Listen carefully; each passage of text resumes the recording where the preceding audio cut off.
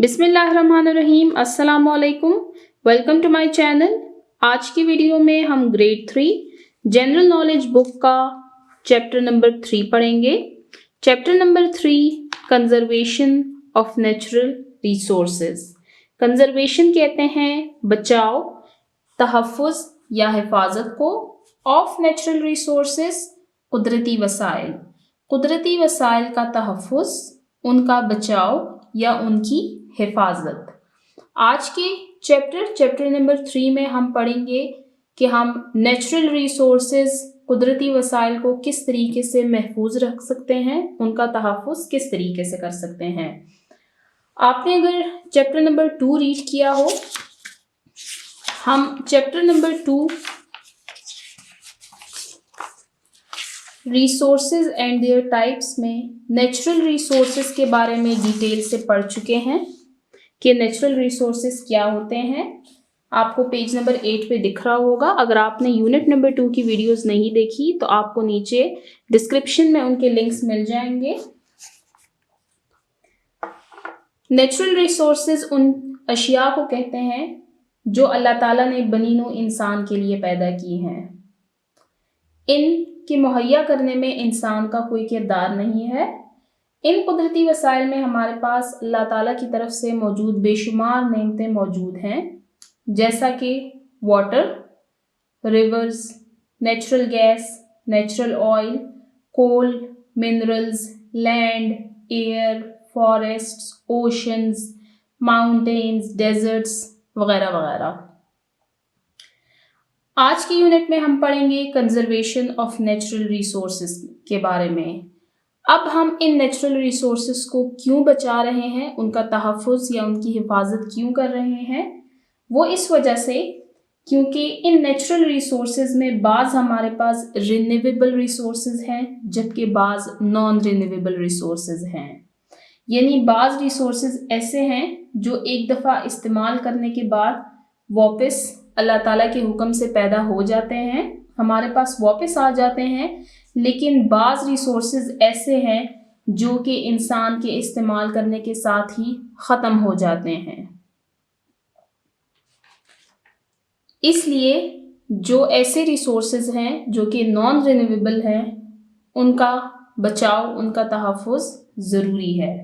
अब हम पढ़ेंगे कि हम इन नेचुरल रिसोर्सेज को कैसे बचा सकते हैं, इनको कैसे महफूज रख सकते हैं, इनको कैसे कंजर्व कर सकते हैं। अब हम यूनिट की रीडिंग स्टार्ट करते हैं। कंजर्वेशन ऑफ नेचुरल रिसोर्सेज, कुदरती वसाइल का तहफ़्फ़ुज़। Changes in natural environment, changes तब्दीली, इन द नेचुरल एनवायरनमेंट कुदरती माहौल में, कुदरती माहौल में तब्दीली। अल्लाह ताला ने जब बनीनो इंसान के लिए इस दुनिया को पैदा किया था तो वो आज की इस दुनिया से बहुत मुख्तलिफ थी। ये गंदगी, ये आलूदगी, ये गर्द गुबार, ये तब मौजूद नहीं था। दुनिया में बढ़ती हुई आबादी और उस आबादी की वजह से फैलने वाली आलूदगी और गंदगी ने इस दुनिया को जहरीला बना दिया है। अब हम देखेंगे कि हमारा जो कुदरती माहौल है, जो अल्लाह ताला ने हमारे लिए नेमत के तौर पे पैदा किया है, उसको उसमें कैसे तब्दीली आई है और अब हम उसको कैसे बचा सकते हैं। ह्यूमन बीइंग्स, इंसान, यूज अवेलेबल रिसोर्सेज, वो मौजूदा वसाइल को इस्तेमाल करते हैं in nature for their need, जो कि इस कुदरत में मौजूद हैं अपनी ज़रूरियात के लिए। कि इस कुदरत में जो मौजूदा वसाइल हैं, इंसान उनको अपनी ज़रूरत के लिए इस्तेमाल करते हैं। नीड, ज़रूरियात, नीड्स है, ज़रूरियात, नेचर, कुदरत, कि ये कुदरत में मौजूद वसाइल को इंसान अपनी ज़रूरियात के लिए इस्तेमाल करता है। एक्सेसिव, हद से ज़्यादा, यूज़ ऑफ नेचुरल रिसोर्सेज, हद से ज़्यादा इन कुदरती वसाइल का इस्तेमाल, इफ़ेक्ट्स, असरअंदाज करता है इन्वायरमेंट इस माहौल को इन डिफरेंट वेज मुख्तलिफ तरीक़ों से। जब हम इन कुदरती वसाइल का इस्तेमाल हद से ज़्यादा कर देते हैं तो इससे हमारे माहौल पे फ़र्क पड़ता है और मुख्तलिफ तरीक़ों से इस पर फ़र्क पड़ता है। अब हम नीचे देखेंगे कि किन किन तरीक़ों से हमारे माहौल में इस पर फ़र्क पड़ रहा है। First, deforestation for fulfilling the needs of the growing population. बढ़ती हुई आबादी की ज़रूरियात को पूरा करने के लिए जंगलात को काटना। डिफॉरेस्टेशन कहते हैं जंगलात का काटना। फॉर फुलफिलिंग पूरा करने के लिए, द नीड्स ज़रूरियात, ऑफ द ग्रोइंग पॉपुलेशन बढ़ती हुई आबादी। बढ़ती हुई आबादी की ज़रूरियात को पूरा करने के लिए जंगलात का काटना। जंगलात के काटने की वजह से हमारे कुदरती माहौल पे फ़र्क पड़ रहा है। आप देख सकते हैं कि हमारी आबो हवा जो है वो इस वजह से गंदी हो रही है। जंगलात, दरख्त हमारे इंसान के ज़िंदा रहने के लिए बहुत ज़रूरी है। आजकल ग्रोइंग पॉपुलेशन की वजह से डिफॉरेस्टेशन की जा रही है, मतलब कि फॉरेस्ट्स को काटा जा रहा है, जिसकी वजह से हमारे नेचुरल इन्वायरमेंट में चेंजेस आ रहे हैं। Second point, smoke of factories and vehicles. गाड़ियाँ, फैक्ट्रीज, गाड़ियों और फैक्ट्रियों से निकलने वाला धुआं, ये भी हमारे नेचुरल एनवायरनमेंट को चेंज कर रहा है। स्मोक, धुआं। Third point, polluted water from homes and factories.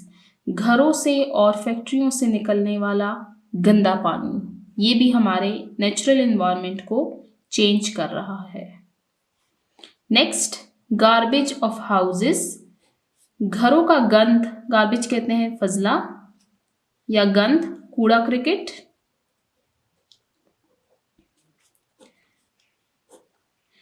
घरों से निकलने वाला गंद, फैक्ट्रियों से निकलने वाला गंद, एंड हॉस्पिटल्स और अस्पतालों से निकलने वाला गंद, ये भी हमारे नेचुरल एनवायरनमेंट को चेंज कर रहा है इन अ बैड वे, बुरे तरीके से इसको चेंज कर रहा है। ये पॉजिटिव चेंजेस नहीं है, ये सारे नेगेटिव चेंजेस हैं। Next, use of chemical fertilisers and pesticides. Use, इस्तेमाल, ऑफ केमिकल फर्टिलाइजर्स, कीमियाई खाद, एंड पेस्टिसाइड्स और कीड़े मार अद्वियात।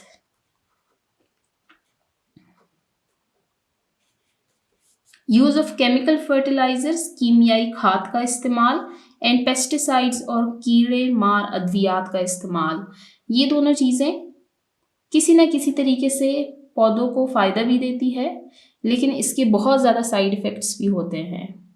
तो इसका जो फ़ायदा है वो कभी कभार इसका नुकसान जो है वो उससे ज़्यादा हो जाता है, जिसकी वजह से हमारे नेचुरल एनवायरनमेंट में चेंजेस आते हैं। Noise produced by aeroplane, vehicles and machines. Noise, शोर। प्रोड्यूस्ड, जो कि पैदा होती है, बाय एरोप्लेन्स, जहाज़ों से, व्हीकल्स, गाड़ियों से, एंड मशीन्स और दूसरी मशीनों से।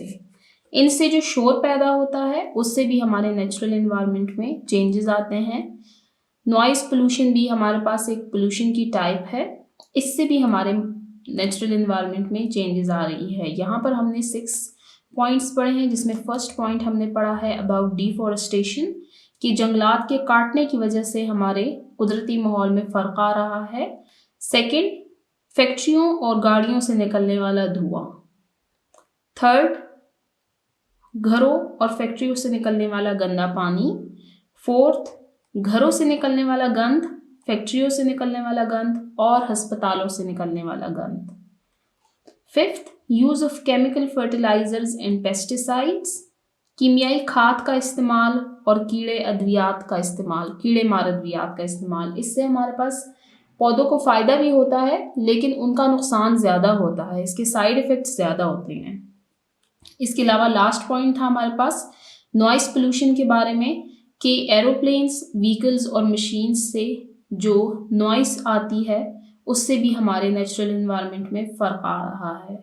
यहाँ पे हमने 6 पॉइंट्स पढ़े हैं कि किस तरीके से अल्लाह ताला ने जो दुनिया हमारे लिए पैदा की है उसमें किस तरीके से और किन वजूहात की बिना पर इसमें तब्दीलियाँ आ रही हैं। अब हम नेक्स्ट पेज पर चलते हैं, पेज नंबर 15 पर।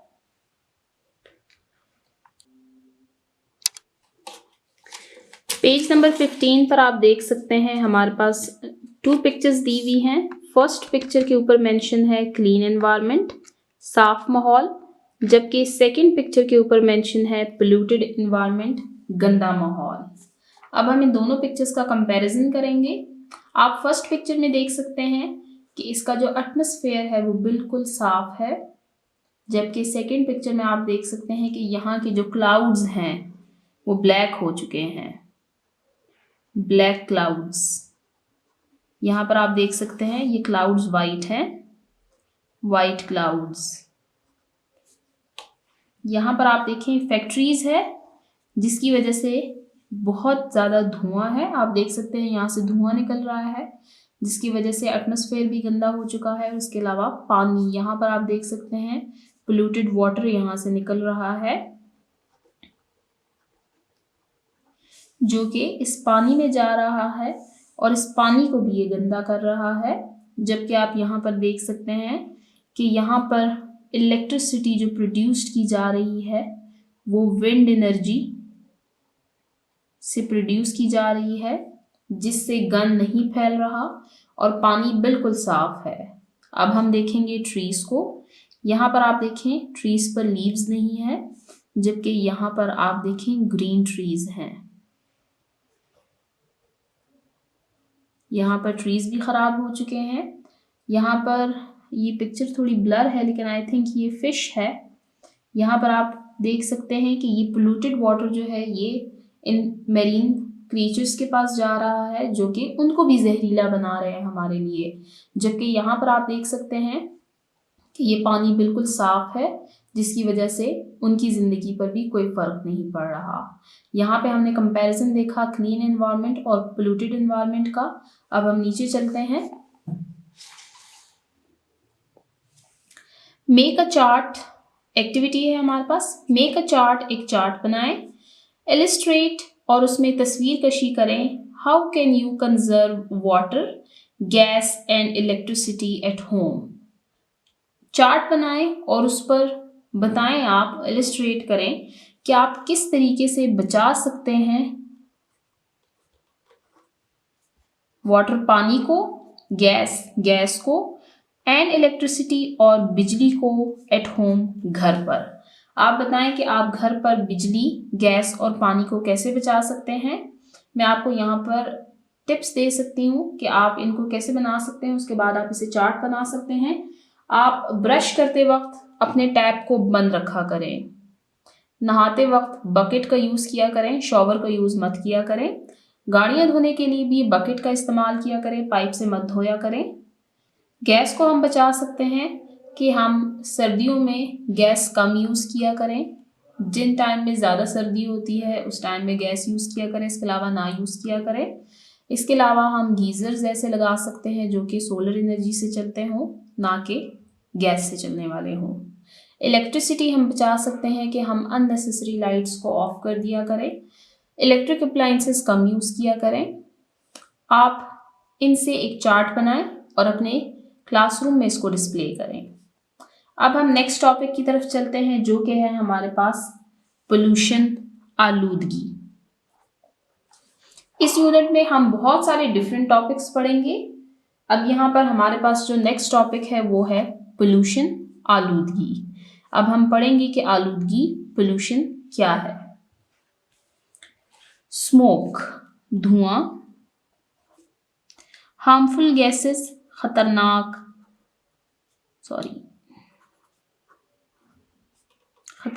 गैसेस एंड केमिकल मैटर और कीमियाई मादे आर पोल्यूटिंग एनवायरनमेंट, ये हमारे माहौल को आलूदा कर रहे हैं। कॉज्ड बाय ह्यूमन एक्टिविटीज, और ये किस वजह से है, ये इंसानी सरगर्मियों की वजह से है।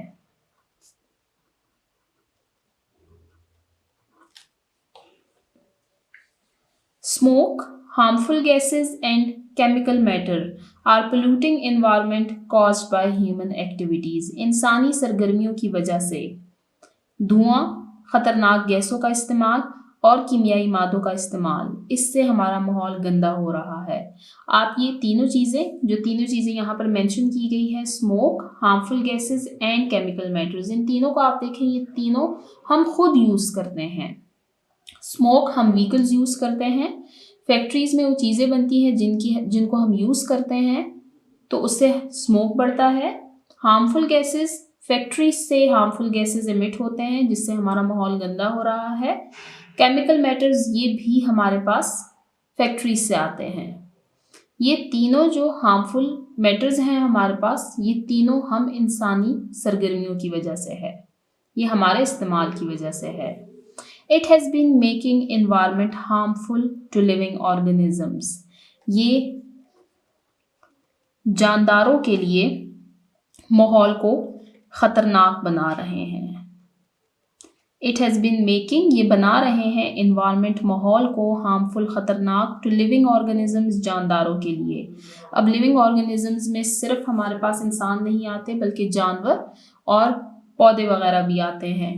आप देख सकते हैं कि smoke, harmful gases, chemical matters, इनसे पौधे भी इफ़ेक्ट होते हैं, इनसे एनिमल्स भी इफ़ेक्ट होते हैं, इनसे हमारे मेरीन क्रीचर्स भी इफ़ेक्ट होते हैं। जैसे कि हमने पिछले ये पिक्चर में हमने देखा था ऊपर कि यहाँ पर हमारे मेरीन क्रीचर्स जो हैं तो वो उसी पोल्यूटेड वाटर में रहते हैं जो कि उनको इटसेल्फ जहरीला बना रहे हैं हमारे लिए।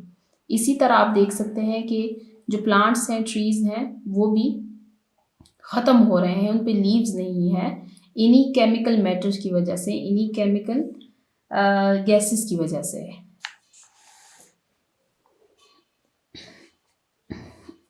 द इंक्लूजन, इनका इंदराज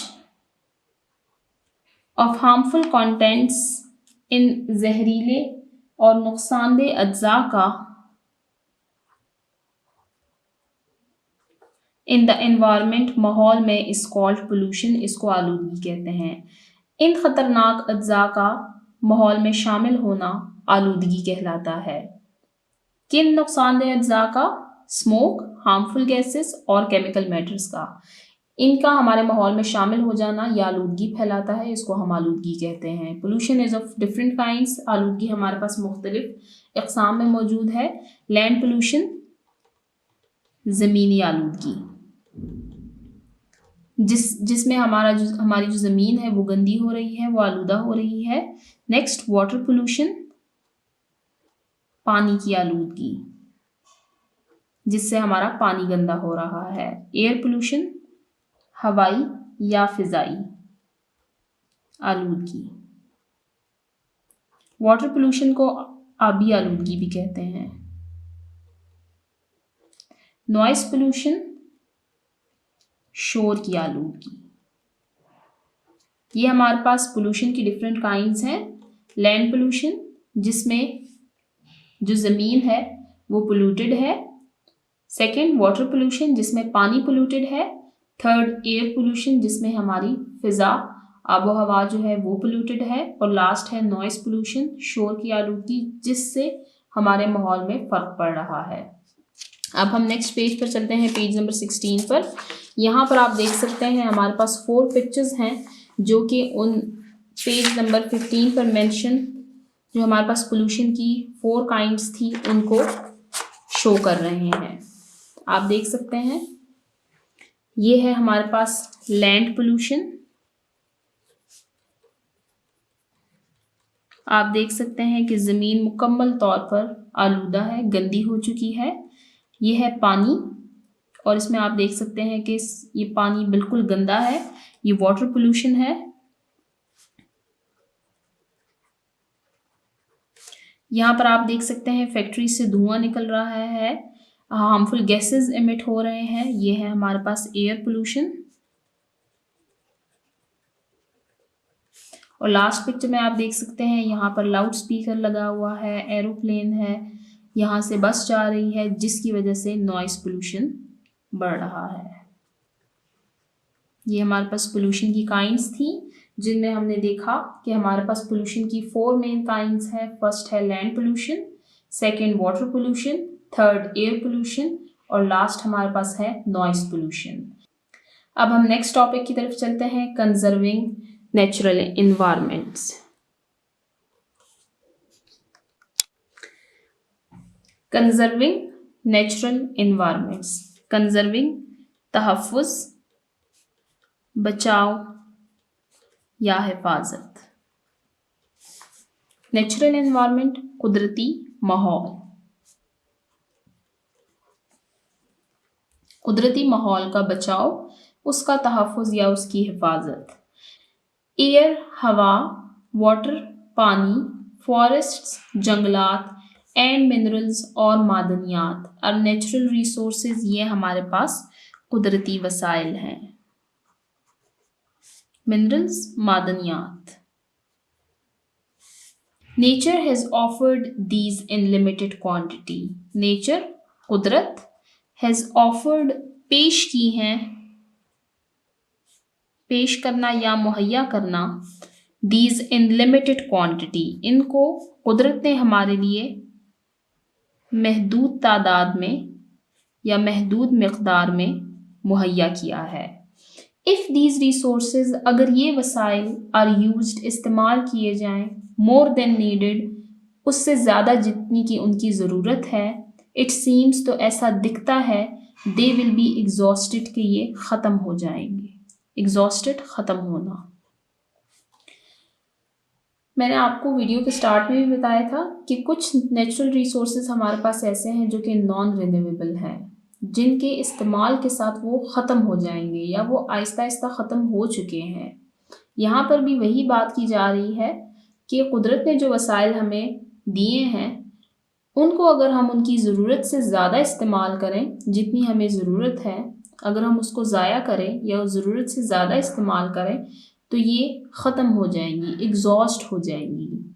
इट विल क्रिएट, और ये पैदा करेंगी, अ लॉट ऑफ प्रॉब्लम्स, बहुत सारी मुश्किलात फॉर अस, हमारे लिए, और ये हमारे लिए बहुत सारी मुश्किलात का बाइस बन जाएगा। अब हम नीचे पॉइंट्स पढ़ते हैं। स्केर्सिटी ऑफ वाटर, पानी की क़िल्लत से क्या होगा? अगर पानी ख़त्म हो जाता है तो फिर क्या होगा? अब हम यहाँ पर रीड करते हैं। स्केर्सिटी कहते हैं क़िल्लत या कमी को। स्केर्सिटी ऑफ वाटर, पानी की क़िल्लत या पानी की कमी, will make the land barren, ये ज़मीन को बंजर बना देगी। क्रॉप्स, फसलें, विल नॉट बी ग्रोन, नहीं उगेंगी, विच विल कॉज स्टारवेशन, जिससे फाका आ जाएगा इस दुनिया में, लोग भूख से मरने लग जाएंगे। पानी की कमी की वजह से ज़मीन बंजर हो जाएगी, फसलें नहीं उगेंगी, तो इस दुनिया में फाका आ जाएगा। नेक्स्ट, फॉरेस्ट्स जंगलात are the habitat of animals, ये जानवरों का मस्कन है, ये उनका घर है। जानवर कहाँ रहते हैं? जानवर जंगलात में रहते हैं। परिंदे कहाँ रहते हैं? परिंदे दरख्तों पर रहते हैं। जंगलात के ख़त्म हो जाने से परिंदे और जानवर दोनों के जो घर हैं वो हम उनसे छीन लेते हैं, उनका मस्कन बाकी नहीं रहता, और इस वजह से वो आहिस्ता आहिस्ता ख़त्म हो रहे हैं। Due to lack of forests, जंगलात की कमी की वजह से, एनिमल्स एंड बर्ड्स, जानवर और परिंदे, विल बी अनएबल, वो इस काबिल नहीं रहेंगे, टू लिव, कि वो ज़िंदा रहें, and the temperature will also rise, और दर्जे हरारत भी बढ़ने लग जाएगा। बुलंद हो जाना या ज़्यादा हो जाना। जंगलात की वजह से ही हमारा टेम्परेचर जो है ये बैलेंस है। अगर जंगलात ख़त्म हो जाएंगे तो हमारा टेम्परेचर बहुत ज़्यादा हो जाएगा, जिसकी वजह से बहुत ज़्यादा फ्लड्स आएंगे और भी बहुत सारी मुश्किलात आ सकती हैं। Next point, scarcity of minerals, मादनियात की कमी से क्या होगा? Scarcity of minerals available in land, वो मादनियात जो कि ज़मीन में मौजूद हैं, लाइक जैसे कि कोल, कोयला, ऑयल, तेल एंड गैस, और गैस, विल कॉज, ये वजह बनेगा, वजह बनना शॉर्टेज ऑफ एनर्जी, कुव्वत की कमी का या किल्लत। इससे हमारे पास एनर्जी कम हो जाएगी। It will create a lot of problems, ये बहुत सारी मुश्किलात पैदा करेगा फॉर ह्यूमन बींग्स, इंसानों के लिए। आप देख सकते हैं कि कोल, ऑयल और गैस, ये तीनों जो हमारे पास मिनरल्स हैं, ये हम अपने लिए एनर्जी के तौर पे यूज़ करते हैं। गैस सीएनजी आप देख सकते हैं, इससे हमारी गाड़ियाँ चलती हैं, तेल से भी हमारी गाड़ियाँ चलती हैं। इसके अलावा कोल जो है ये हमें गर्माइश देता है। तो इन मादनियात की कमी की वजह से भी हमारे पास शॉर्टेज ऑफ एनर्जी हो जाएगी। फॉरेस्ट्स की कमी की वजह से एनिमल्स और बर्ड्स जो हैं ये ख़त्म हो जाएंगे, आहिस्ता आहिस्ता ये मर जाएंगे। और स्केर्सिटी ऑफ वाटर की वजह से इस दुनिया में स्टारवेशन आ जाएगी, लोग कहत से मरने लग जाएंगे। ये हमारा टॉपिक था कंजर्विंग नेचुरल इन्वायरमेंट, कि हम अपने कुदरती माहौल को किस तरीके से बचा सकते हैं। क्योंकि आप देख सकते हैं कि अल्लाह ताला ने बनी हुई इंसान के लिए जो दुनिया पैदा की थी, वो जब उन्होंने पैदा की थी, आज की दुनिया उससे बिल्कुल मुख्तलिफ है। वो इंसानों की अपनी सरगर्मियों की वजह से तब्दील हो चुकी है, बल्कि हम कह सकते हैं कि तबाह हो चुकी है। अब हम नेक्स्ट पेज पर चलते हैं, पेज नंबर 17 पर। Conserving natural resources. कंजर्विंग तहफ़्फ़ुज़, बचाव, हिफाजत। कंजर्विंग नेचुरल रिसोर्सेस, कुदरती वसाइल। यहाँ पेज नंबर 16 पर हमने पढ़ा कंजर्विंग नेचुरल इन्वायरमेंट्स, कुदरती माहौल। यहाँ पर हम पढ़ेंगे अबाउट रिसोर्सेज, कुदरती वसाइल। Natural resources are symbol of life. Natural resources, कुदरती वसाइल, आर सिंबल, अलामत हैं, ऑफ लाइफ, जिंदगी की। Conservation of nature is necessary.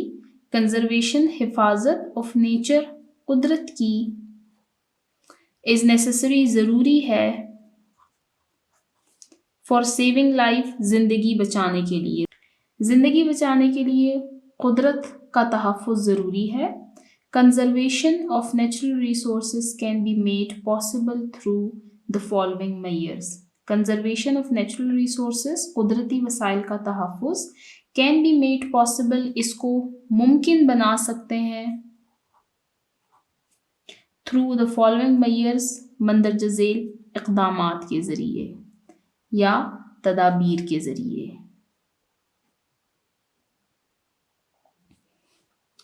यहाँ पर कुछ मेजर्स दिए हुए हैं जिनके ज़रिए हम नेचुरल रिसोर्सेस को सेव रख सकते हैं, उनको कंजर्व रख सकते हैं।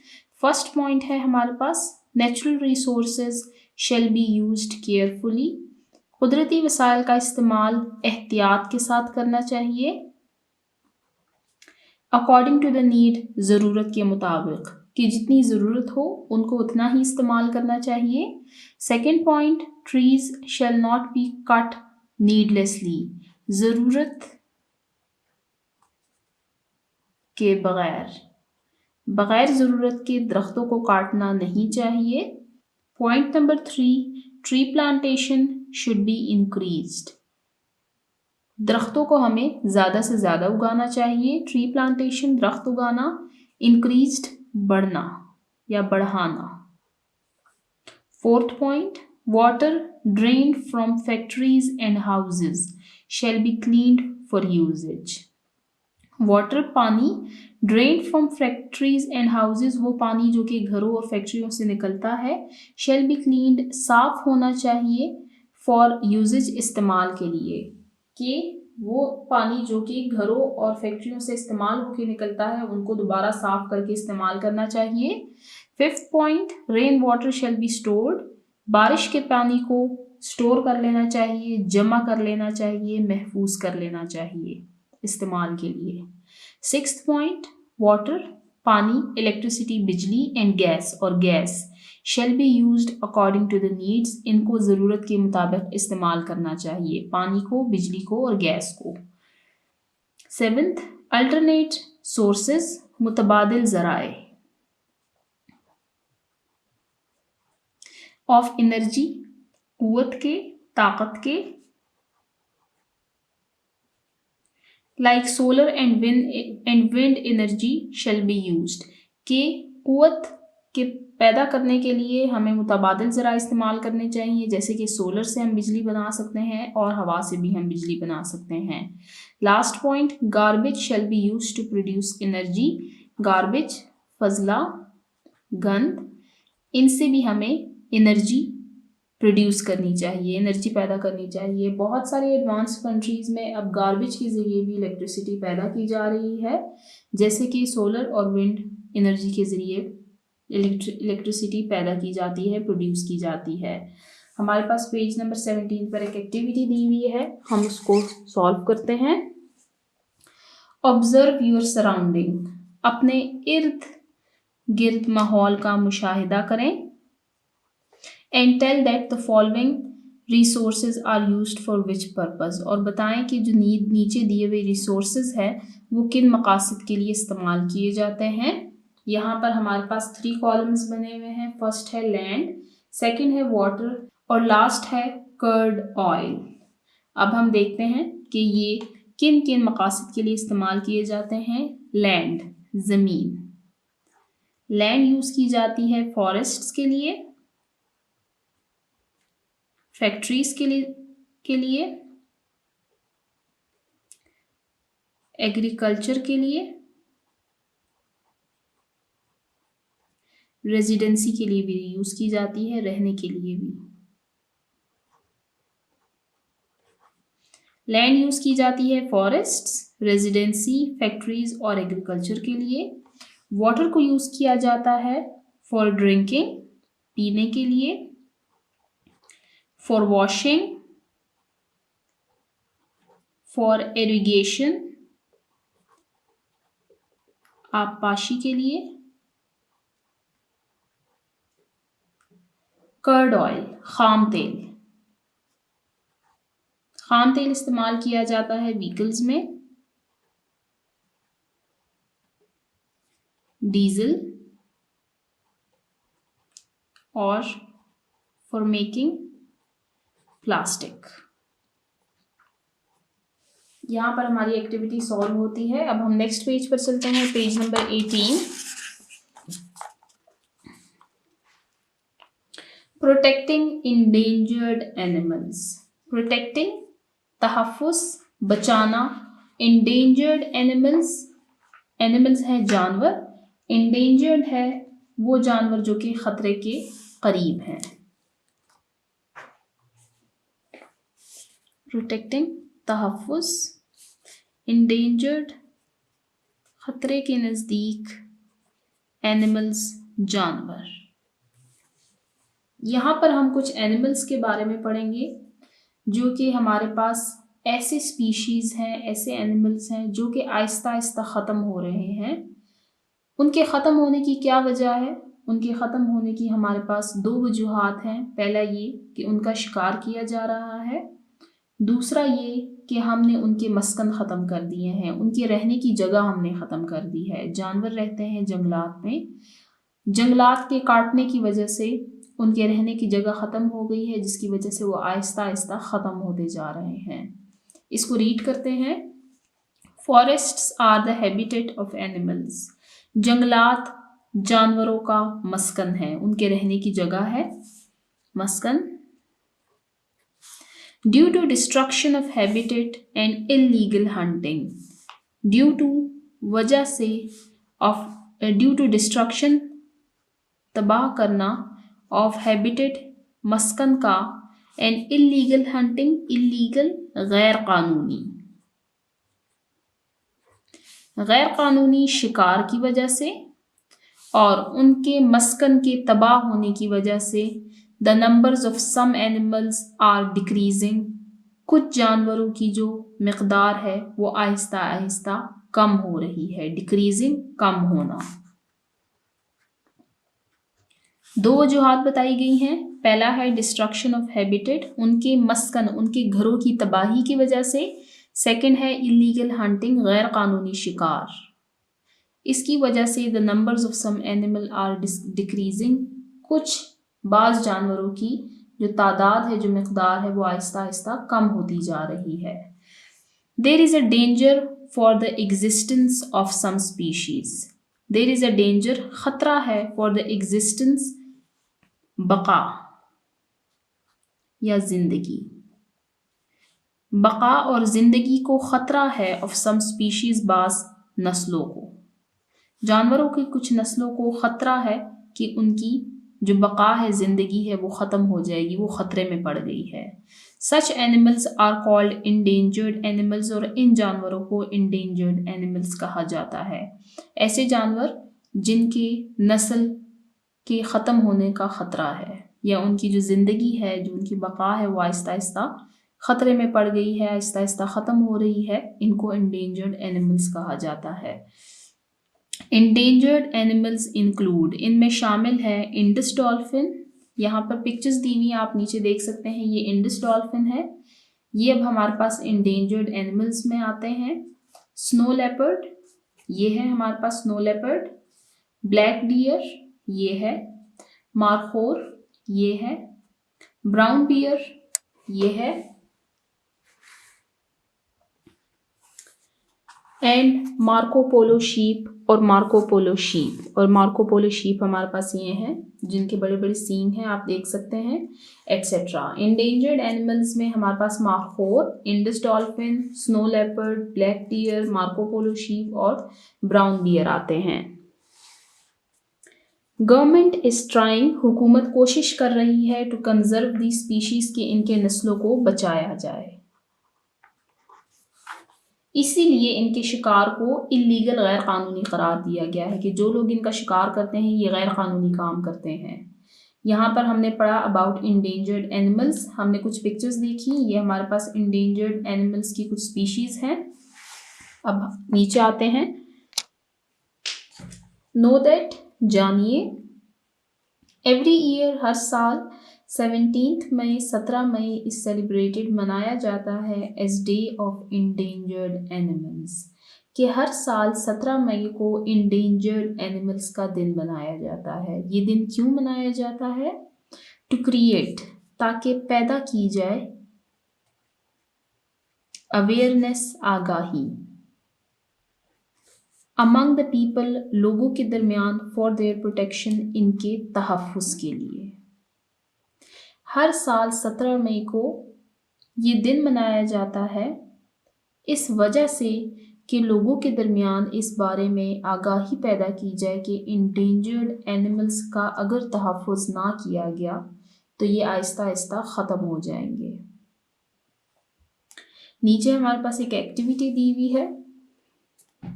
कलेक्ट पिक्चर्स, तस्वीरें जमा करें, ऑफ इंडेंजर्ड एनिमल्स की फ्रॉम डिफरेंट सोर्सेज, मुख्तलिफ ज़राए से। आप बुक्स से ले सकते हैं, आप न्यूज़पेपर से ले सकते हैं, आप इंटरनेट से लेके इसको प्रिंट आउट कर सकते हैं। गेट इन्फॉर्मेशन, मालूमात लें, अबाउट देम, उनके बारे में, एंड अरेंज एन एग्जिबिशन, और एक एग्जिबिशन कहते हैं नमूदो नुमाइश को। इन द क्लासरूम में, एग्जिबिशन ये है कि आप पिक्चर्स इकट्ठे करें और फिर उसको क्लासरूम में डिस्प्ले करें, इसको एग्जिबिशन कह सकते हैं, और उनके बारे में आप इंफॉर्मेशन लें। आप यहाँ से भी, आपके पास इंडेंजर्ड एनिमल्स की पिक्चर्स हैं, आप इसको इंटरनेट से डाउनलोड कर सकते हैं और फिर उसको प्रिंट आउट करके आप उसको क्लासरूम में डिस्प्ले कर सकते हैं। ये आपकी एक्टिविटी थी। अब हम नेक्स्ट पेज पर चलते हैं, पेज नंबर 19 पर। मयर्स, इक़दामात या तदाबीर, for the protection of endangered animals, इक़दामात या तदाबीर इंडेंजर्ड एनिमल्स के तहफ़्फ़ुज़ के लिए, कि इनका तहफ़्फ़ुज़ किस तरीके से किया जा सकता है। फर्स्ट, फॉरेस्टेशन, ज़्यादा से ज़्यादा दरख्त लगाकर। Second, ban on hunting of endangered animals, के इंडेंजर्ड एनिमल्स के शिकार पर पाबंदी लगाना, बैन, पाबंदी। Last point, increasing awareness about endangered animals, और लोगों में इनके बारे में आगाही पैदा करना।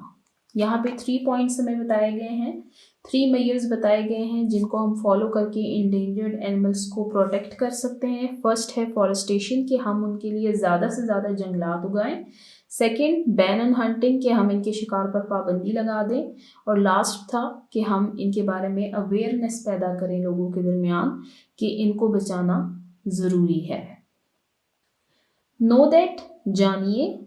Markhor is the national animal of Pakistan, markhor Pakistan का कौमी जानवर है।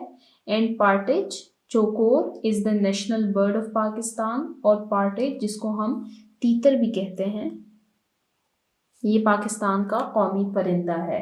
यहाँ पे मारखोर की पिक्चर है, पेज नंबर 18 पर आप इसको देख सकते हैं। ये पाकिस्तान का नेशनल एनिमल है।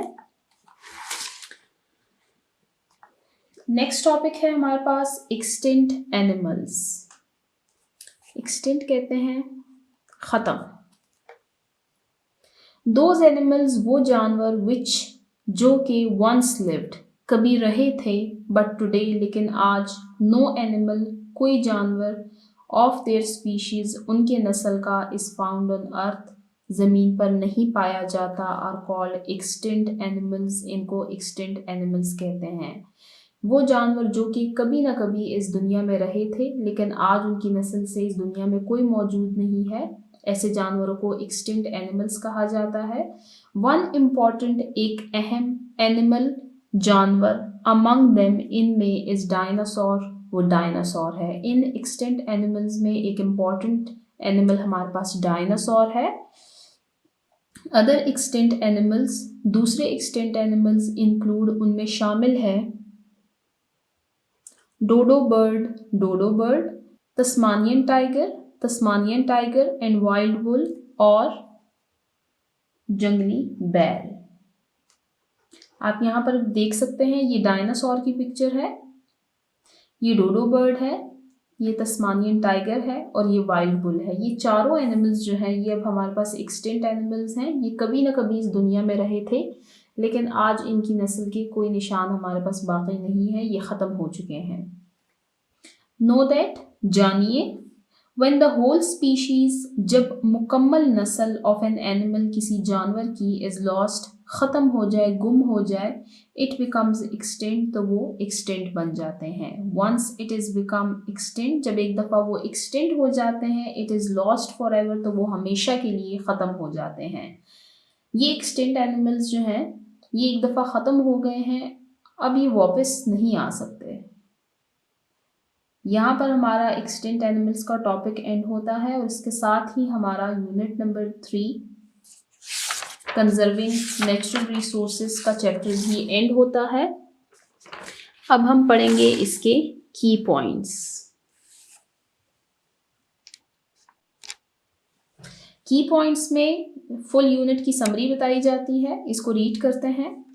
फर्स्ट पॉइंट है हमारे पास, human beings used natural resources, इंसान कुदरती वसाइल इस्तेमाल करते हैं, प्रेजेंट इन नेचर, जो कि कुदरत में मौजूद हैं, फॉर फुलफिलिंग देयर नीड्स, अपनी ज़रूरियात को पूरा करने के लिए।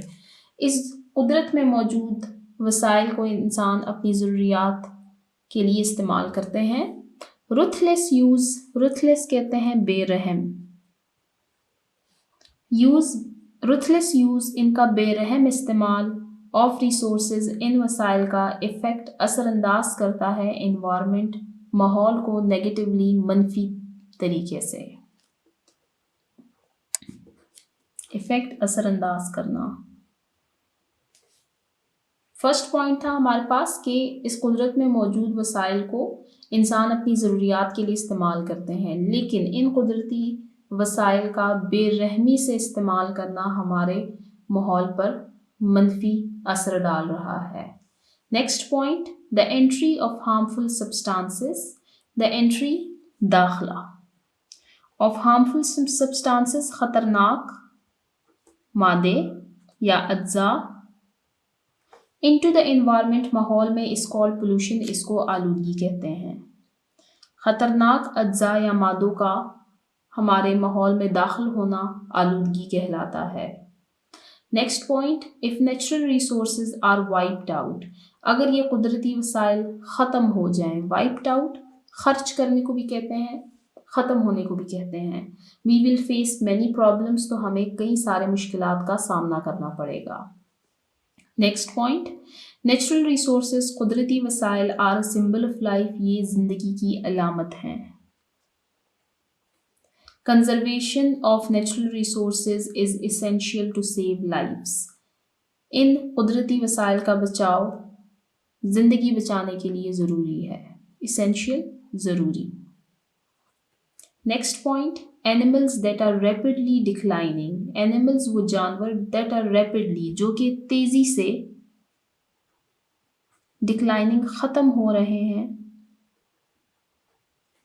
इन नंबर्स में, कि वो आहिस्ता आहिस्ता हम उनको गिन सकते हैं अब, कि इतने हमारे पास इंडस डॉल्फिन रह गए हैं, इतने मालखोर रह गए हैं, तो इनका तेज़ी से ख़त्म होना आर कॉल्ड इंडेंजर्ड एनिमल्स। ऐसे जानवरों को हम इंडेंजर्ड एनिमल्स कहते हैं। हमने इंडेंजर्ड एनिमल्स की कई सारी एग्जाम्पल्स पढ़ी हैं, black deer, brown bear, Marco Polo sheep, ये सारे इंडेंजर्ड एनिमल्स में आते हैं। लास्ट पॉइंट है हमारे पास, एनिमल्स दैट वंस एग्जिस्टेड, ऐसे जानवर जो कि कभी ना कभी एग्जिस्टेड रहे थे। इन द वर्ल्ड, इस दुनिया में, and today no animal of their species, और आज उनकी नस्ल से कोई भी जानवर एग्जिस्ट, मौजूद नहीं है। इन द वर्ल्ड, इस दुनिया में, आर कॉल्ड एक्सटिंक्ट एनिमल्स, इनको एक्सटिंक्ट एनिमल्स कहा जाता है। कि ऐसे जानवर जो कि कभी ना कभी इस दुनिया में रहे थे, लेकिन आज उनकी नस्ल से कोई भी जानवर इस दुनिया में मौजूद नहीं है, उनको हम एक्सटिंक्ट एनिमल्स कहते हैं। ये हमारा यूनिट नंबर 3 था, कंजर्वेशन ऑफ नेचुरल रिसोर्सेज, जो कि बहुत हमारे पास एक इंफॉर्मेटिव चैप्टर था, जिसमें हमने आज बहुत सारी नई बातें सीखी हैं। उम्मीद है आपको पसंद आया होगा। आज की वीडियो हम यहीं पर एंड करते हैं। नेक्स्ट वीडियो में हम इस चैप्टर की एक्सरसाइज को कवर करेंगे। जिन बच्चों ने अभी तक मेरे चैनल को सब्सक्राइब नहीं किया, काइंडली मेरे चैनल को सब्सक्राइब करें, ताकि हर आने वाली वीडियो आपको टाइमली मिल सके। Thank you.